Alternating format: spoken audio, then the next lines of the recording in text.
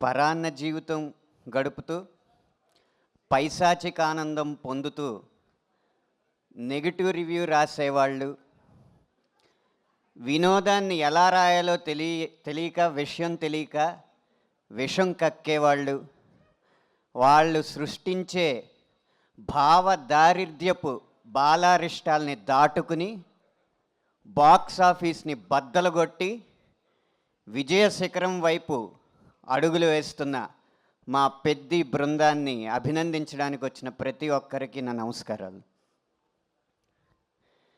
బుచ్చిబాబు గారు పెద్ది పాత్రని చిత్రీకరించి ఇస్తే ఆ శిల్పం ఎలా ఉండాలి అన్న దాన్ని జీర్ణించుకుని తనే రాయిగా,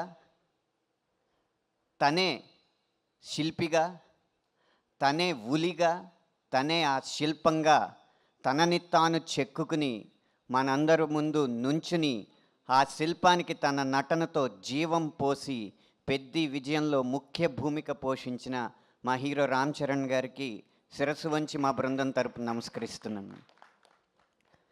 శరీరం అంత రాయిలా ఉన్నా ఆయన మనసు మాత్రం వెన్న.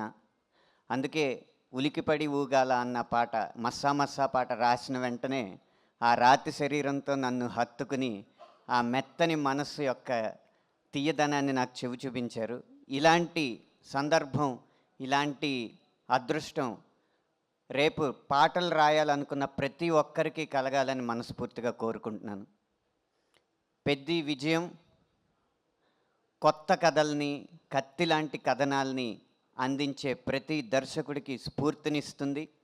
అలాగే ఎప్పుడు డ్యూయెట్లు, ఎప్పుడు అయ్యే పాటలు రాసే మాలాంటి వాళ్ళకి కొత్త సన్నివేశాలను అందించి వాటిని కూడా 100 మిలియన్ల పాటలుగా తీర్చిదిద్దచ్చు అన్న ప్రేరణ ఇస్తుంది. కాబట్టి ఇలాంటి సినిమాలు మరింత విజయవంతమై మాలాంటి సాంకేతిక నిపుణులకి, నటులకి ఇంకా స్ఫూర్తినివ్వాలని మనస్ఫూర్తిగా కోరుకుంటూ విరమిస్తున్నాను.